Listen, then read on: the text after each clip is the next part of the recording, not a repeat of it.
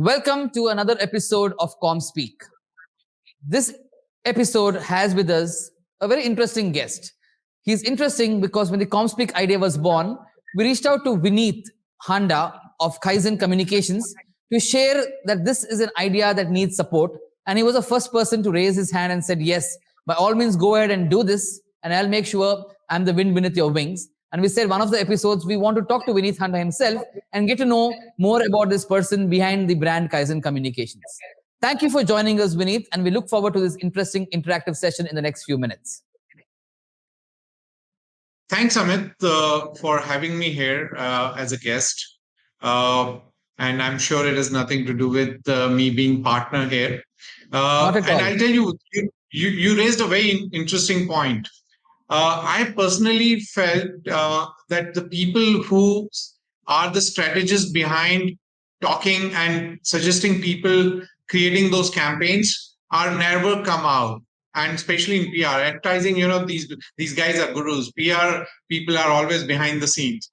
And this was a great opportunity. Thanks to you and Alexander to sort of put this out. And I'm really happy that I am lucky to be partner with this. So thanks a ton. Thanks, Amith, for having me on board. Thanks, Vineet. So we'll go into the first question that we ask almost all our guests because that's the most important part of this conversation. How did you get into public relations? How did you choose public relations? Tell us that story. Honestly, I wrote a blog. The only blog which I wrote till date is called PR by Chance. And that's what my story is all about. It's interesting. I was always a media operations and the sales executive. My career started with ABCL, moved to Dubai, was selling oil and gas pages and a lot of sales and operations job. Unfortunately, I was in India while the Kargil war happened and certain class of visas were not renewed. I was without job for almost 2 months. And then one of my closest uncle and in some manner godfathers suggested me to go to a person and meet them. And it's so interesting. I met him and he said, come on board. And he asked me a couple of questions. Very interestingly, the question was, what do you know about PR? And my understanding of PR at that time was that PR guys arrange media and press conferences. That was my answer to him. Because while I was with ABCL, I was part of guiding media as a trainee to registration counter to the seats. That was my first exposure from PR. And guess who was behind the desk? It was Mr. Ashwini Singla, who was managing the ABCL account that time. And I didn't know Ashwini Singla till then. Then when I got the job in CMCG, and very interesting, Dubai, I was earning around 7,700 dirhams. And my first job in Delhi as a PR executive in year 2000 was 7,200 rupees. Wow. So that's how. And it was just by a chance, a basement in Malviya Nagar. That's where I operated from. 3 people office. But what a learning. Those 3 years probably have changed my life, have changed my understanding about PR and even the relationship. So I think that's how I say. So it's a completely PR by chance. Interesting. So you began your PR career by accident or by chance, like you said, and then your first job was in Samir Kale's CMCG, which no longer exists. But tell us what happened after that. How did you move from CMCG to your next job? How did that happen? And where did you work? So I think if I really say the exits are tough, that was my toughest exit. So with Samir, I grew almost 500% in 3 years. Not from the financial side, but learning probably 1,000%. So it was amazing journey. But as you always see, so it was just before my marriage. Of course, I could see the responsibility coming in and a city like Delhi. So I was looking out something which is different. And the next birth I got again through a reference of a great friend, Subir Moitro. He sent me to Mr. Singla. And that's where I said, when I met him and I was like, we have met before. And he's like, where? And he was thrilled. He said, you still remember? I said, yeah, I remember, because you were the first person I met in a PR industry. I never met anybody before that. And I never knew what PR is. So that's how I got into Genesis. And that was my Wow. second break, which, so if I really see CMCG, it actually, you know, showed, or sort of educated me on value of relationship, how you build relationships. I used to be with media 4 days or 5 days a week. Every afternoon, 2 p.m., I used to be out, whether in ITO, Noida, Hindustan Times. That's how I used to roam around, meet people, and create those relationships. And the fun part is, the journalists who started their career almost at the same times, they are sitting as editors now. So you understand the kind of relationship you build in. So that's what CMCG taught me. But what Ashwini Singla, what Genesis taught me is completely different world altogether about PR. It taught me to, how to strategize, how to put processes in place, how to Right. operate operations in a bigger firm. So, it has been amazing. So Genesis was my second birth And in then PR world. what led to the next move? Tell us about that. How did the next move after Genesis happen? So, so none of the jobs which I have moved because I've started applying for no, or I started looking out. It so happened that even after Genesis, one of now this person I would not name moved out, and we worked together at some stage in one of the companies, and he felt that my skills are fitting for a requirement with Terry, and he was an advisor to Terry. Terry is the Energy and Resources Institute, Dr. Pachori. And that's how I was invited. And uh, I was invited within not with an interview, but an offer letter. And these are the somehow I feel blessed that I didn't even have to give an interview. I just went, met HR, and they said, okay, this is what we want to offer. You've been sort of referred very strongly, so let's look at it. And that's how I got into Terry. So these are the three jobs which I have done Right. And till now. how long were you at Terry? How many years did you work there in this Corpcom kind of a I role? think 2 years. 2 years. In fact, that is also very interesting. Terry, I joined them. I think December 2005 or somewhere around that time, or January 2006, somewhere. And no, sorry, 2004. And so I was the youngest. Within a year, they promoted me from advisor to associate director. And I was probably the youngest director on the board of Terry, where I'm sitting with all uh, the real brainy guys, and talking to them about the communication. And sometimes it used to be an odd situation, but yeah, it was fun. Again, great Interesting. learning. So So if I'm a strong believer of sustainability, that's because of Terry. interesting. And then what set the entrepreneurial bug in you? What led you to believe that you should start your own firm and then build the brand Kaizen Communications? Tell us that. So with Terry, with 2 years experience, what happened was it became very sort of a cushiony job for me, in the sense it was 10 to 5. There were no challenges. Generally, the corporate communication side, that's what happens. They were strongest. So whatever we were going to media with, or whatever we had to do was sort of a cakewalk for us, and therefore I could see the challenge and the fun of doing new things were sort of going away from me.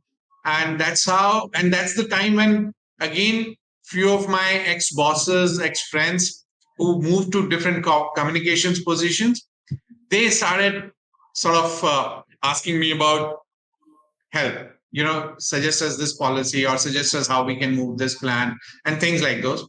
And that's how Kaizen happened. And so very honestly, Amit, nobody knows this, but I'm not the first employee of Kaizen. So the day I resigned in Terry, it was a 3 months notice. uh, I sort of was serving my notice period, and Kaizen was registered the next day as a proprietorship company. It took 2 days to register that time. And I hired a girl called Neha Saxena, who used to sit in the client's office in Bika Jikama. And I used to be in Terry office. 5:30, I used to close my door and go to client's office, spend 1 hour there, and then move out. So that's how, and I couldn't register in my name, so it was registered in my wife's name, and that's how Kaizen started. But Interesting. 3 years, 3 months journey was amazing. The other No, interesting aspect of Kaizen, why did you name it Kaizen? people What are led to you naming your firm Kaizen? Tell us about that story.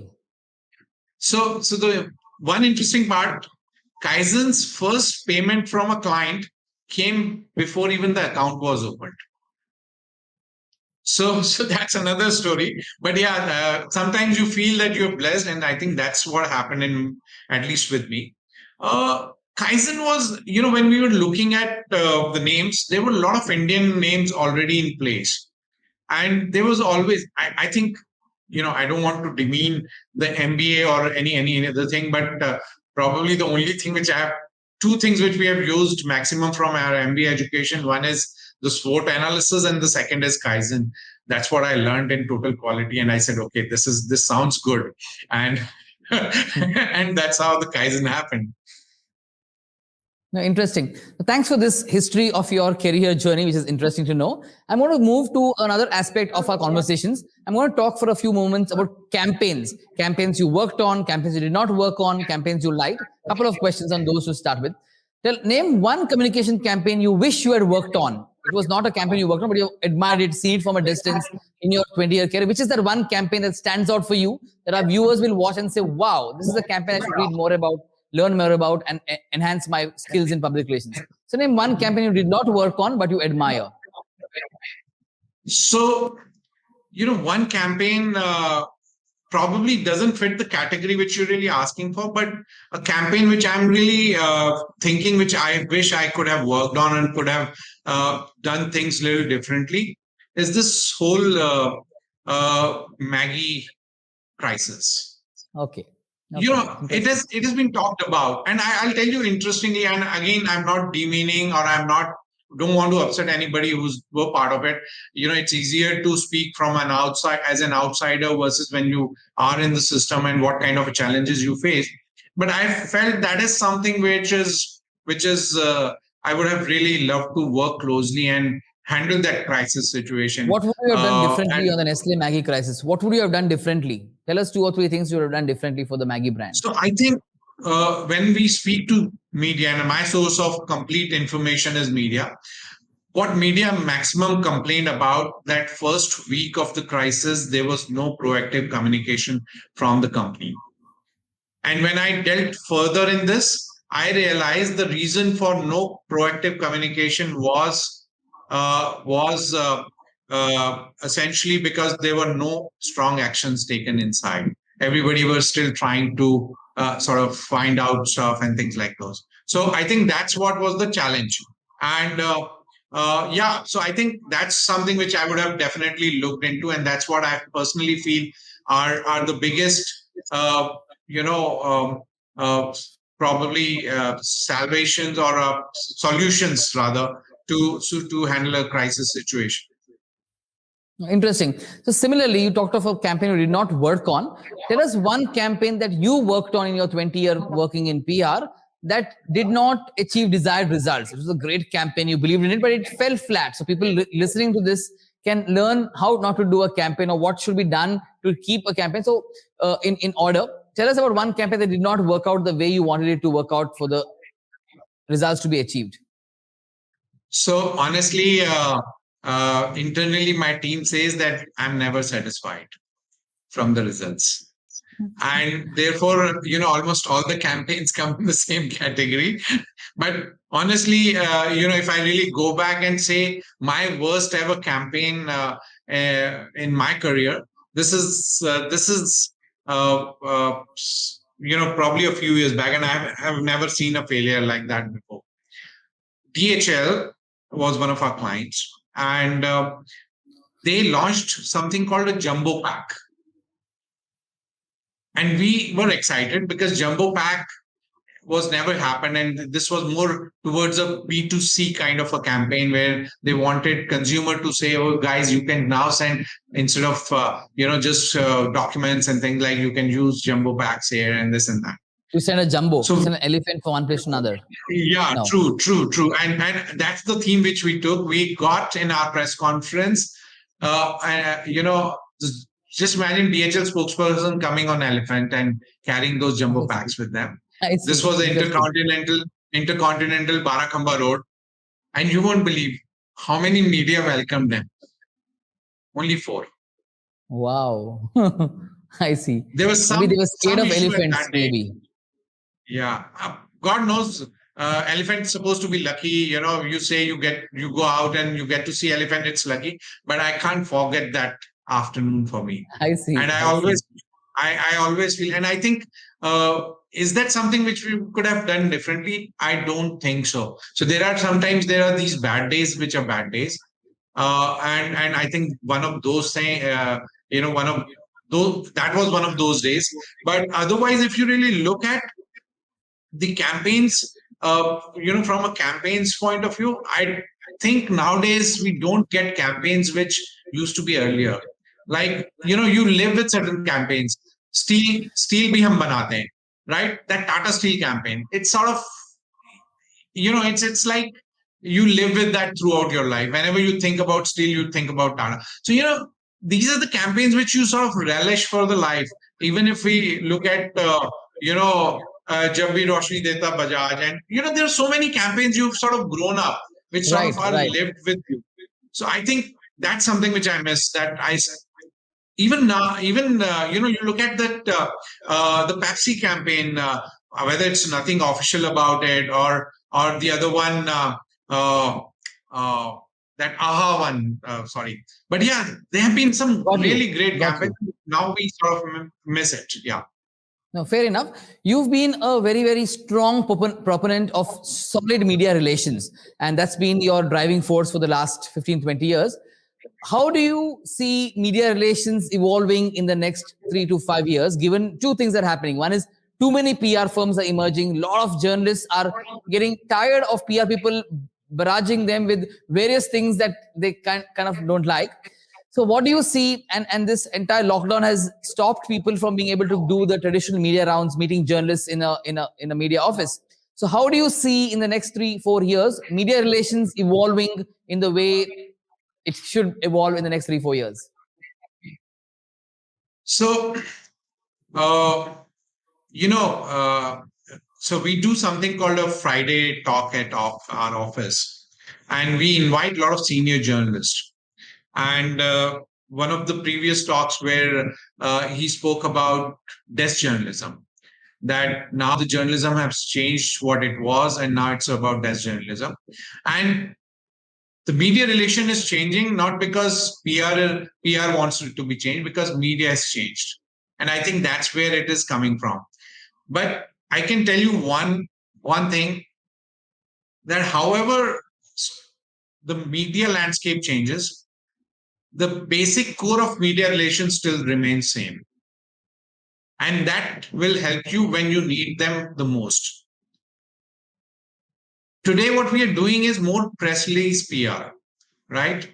You issue a press release, it sort of spreads out, it reaches out to people, and sort of you get your desired results. But when it happens as a crisis, when you want to get your narrative out, when you want to get a story, industry story where you would want to be seen the strongest, and that's where the relationship comes in place. And I'm happy to debate this with anybody. It won't happen until unless you have those relationships in place. See, relationship gives you a top of mind space Right. in So the my journalist. question is, how do you see media relations evolving in the next 3 to 4 years, given what has happened now in two ways? One is there's a crazy plethora of PR firms, small ones emerging. So there are versus 100 people 10 years back, there are 1,000 people reaching out to journalists for their clients. That's one. And right now, we can't do media relations the way it was done 3 to 4 years ago because of the lockdown. You can't go and meet a journalist for coffee or lunch or whatever else. So how do you see that evolving in the next 3 to 4 years? That's my question. So, interestingly, Amit, till the time the corporate com doesn't change. Media relations is going to be the same. I understand today, even yesterday, I got a call from a client and he said he would want to see the story in print. And that says a lot.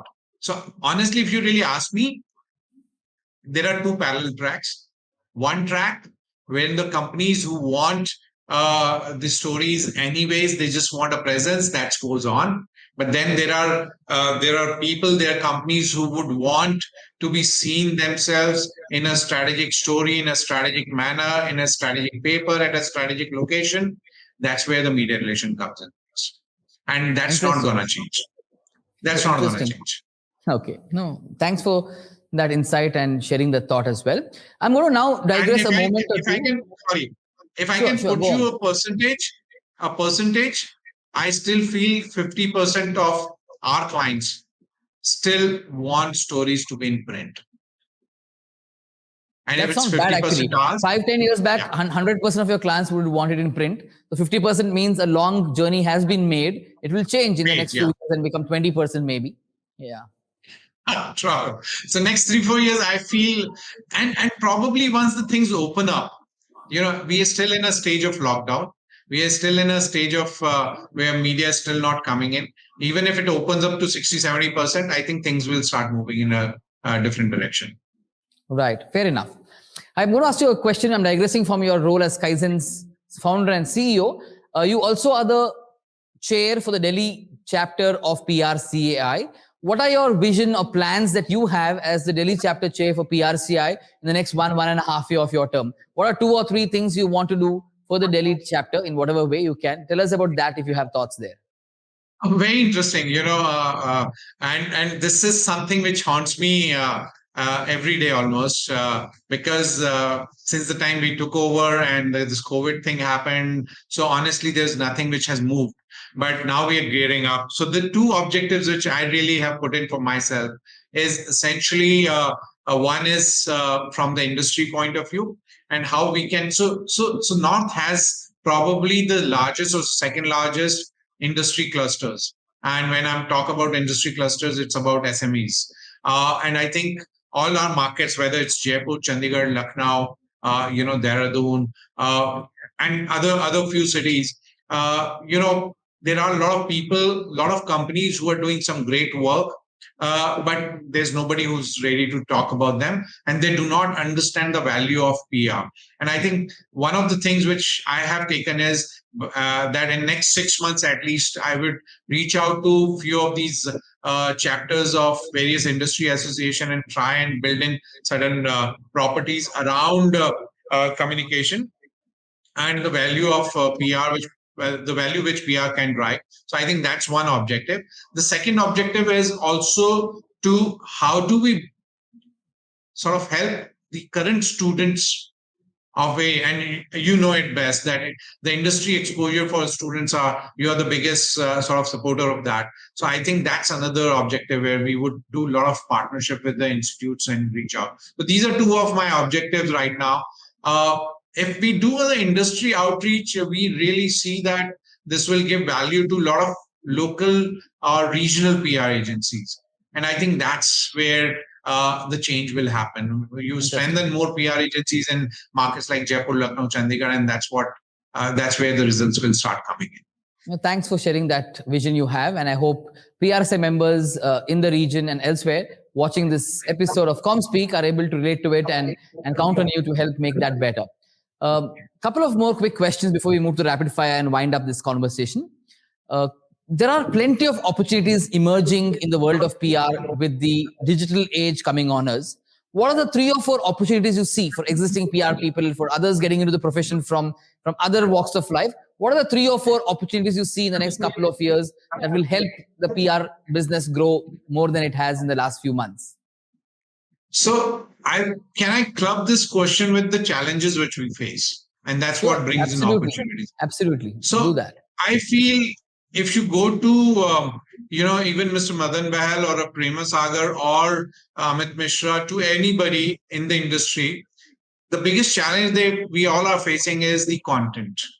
So we still struggle with the people who can put a class content or a content which is different, because what is what has happened actually over the years is the content has become a king. And I think that's a clear opportunity. I see the new people who really want to pursue, they should see the opportunity how we can capture this in a content. And when I say content, it's not about the content as a written content, but it's all about ideation. It's all about, and just imagine, whoever thought a year back a podcast would be such a big hit, and now podcasts are everywhere. Clients have started asking for podcasts and things like those. So keeping that in mind, content can be a great turnout, whether it's audio content, whether it's a video content. So that's one area which I really see. The Right. other area which I personally feel is very, very important is the integrated communication. So you need to see how you use 360-degree, but your messaging moves the same way across all platforms. And that's, I feel, is a challenge. And the challenge is not because we can't create a messaging which can be used all across, but the challenge is the way PR sees a particular thing versus the way social media sees, or the way the other digital platforms see, is very different. And therefore, somebody who can really put this all together is another big opportunity, I think. Interesting. No, thanks for sharing that. That's helpful. I'm moving to the last question we have before the rapid fire starts. But before the last question, I want to ask you something I asked a lot of the others who have been our guests. Tell us something about your childhood. You're one of the many PR professionals who grew up in another town outside of NCR where you're currently based. Tell us about your childhood, where you grew up, which school you went to, some memories from your childhood. It will make a very interesting watch and listen to the viewers of this show. So, probably a general knowledge question for a lot of people. I grew up in a place called Chhindwara. It's a small town in Madhya I Pradesh. mean, the whole world knows Chhindwara because Chhindwara's man has taken India to the world at Davos and elsewhere in the past. Kamal Nath is from Chhindwara. So we've heard of Chhindwara from 90s because he was the MP from there. He was the Chief Minister of Madhya Pradesh, and Chhindwara is made famous by him and you. So don't think we don't know Chhindwara, but go on.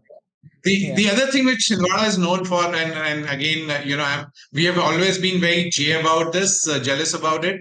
The maximum crop of oranges happen in a district of Chhindwara, which is called the Nagpur's orange. I see. Right? But just because Nagpur is the biggest city closest to us, and they used to take credit about it. But yeah, the maximum orange crop happens in a district of Chhindwara. So that's another part. But yeah, I grew up in Chhindwara.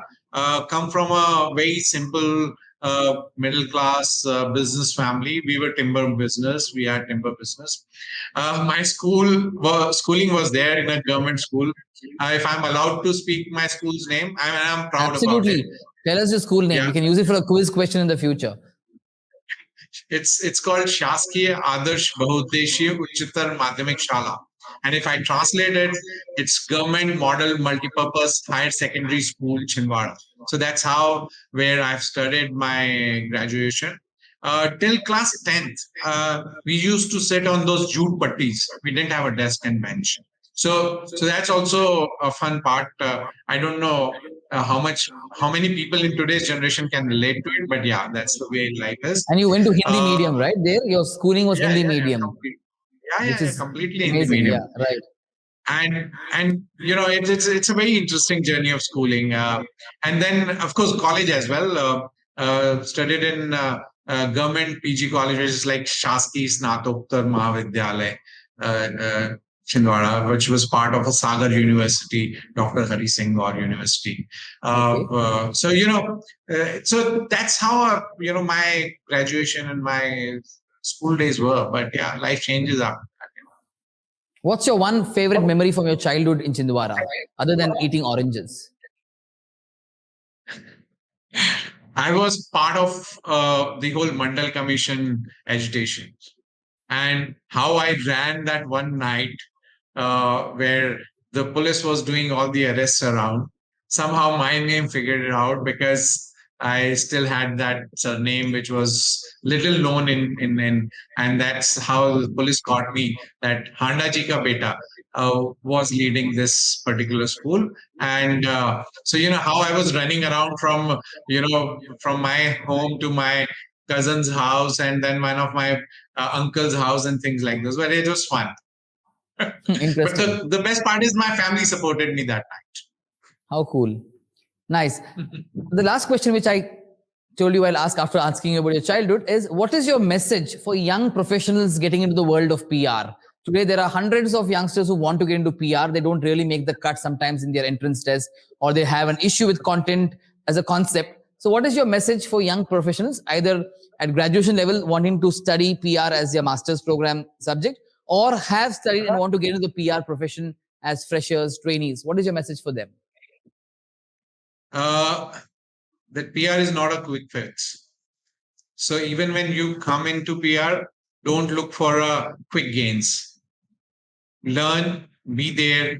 The fruits always come later. It's like a mango tree. You will not get a fruit in first year. You'll always get a fruit in third year, fourth year, fifth year. And the way you grow, you get the fruits get better. So I think that's what my message is. Have patience and persistence. That's what PR is all about. Thank you for taking time out to answer these questions. Before we wind up, we'll do the rapid fire 10 questions in 100 seconds or so. Let's start. The first one, which is the brand you trust the most? Adidas. Okay. Which is your one favorite book of all time? Good is the new cool. Okay. It's Tell by us Abdul the, Aziz. Yeah. thank you. Tell us the company that you worked for among the many ones you worked for. Which is the one that stands out for you? The best company you worked for before you started Kaizen? I would say Genesis. Okay. The best boss you ever had in your many jobs you worked in? Samir One Kale. boss, Samir Kale. Samir Kale. I think CMCG. he Interesting. he leads that. Yeah, CMCD. Yeah. Okay. Name one professional role model you have, Indian or global, one professional you look up to who's a role model for you over the years. Uh, I think Ashwini Singla. Okay. Name an Indian communicator that you admire. Prema. I think she's great. When she sort of puts in things together, she's just great. She's there. Okay. Tell us your favorite communications campaign that you worked on, one that stands out for you at all times. Uh, very tough one. I'm sorry, I can't just name one. There's so many. Name two then. Good stuff Fine. We'll there. give you the chance to name two if you can't name So one. uh, I'll give a pass this one. Yeah, sorry. We'll come back to you at the end. I'll No, give we a want pass. people watching the show to know what are the campaigns that really made a difference to a Vineet Handa. What is your favorite holiday destination? I'm an explorer, so anywhere outside cities, even if it's a village, even if it's a forest, it's a hill, sea. Now, you have to leave Delhi. That's all, and your Okay. holiday starts. What's your one big learning of the last 12 months? We've all been in lockdown. What's the one big learning for you in the last 12 months? Empathy. It comes Empathy, back. interesting. Describe It Vineet comes Handa in 3 words. Relationship, people, patience. Thank you so much, Vineet. It was lovely talking to you, and it was great learning so many things about your life from Chhindwara to Delhi to Dubai and back. I hope you enjoyed answering these questions as much as I did asking you those. And for those watching this episode of ComSpeak, I'm sure there's lots to get inspired by a guy who went to a Hindi medium school, runs a PR firm in Delhi, hobnobs with clients who are all Indians and expats, and does a great job of it. Thank you so much, Vineet, and thank you, viewers, for watching this episode of ComSpeak. Hope to see you on our next episode of ComSpeak. Thank you.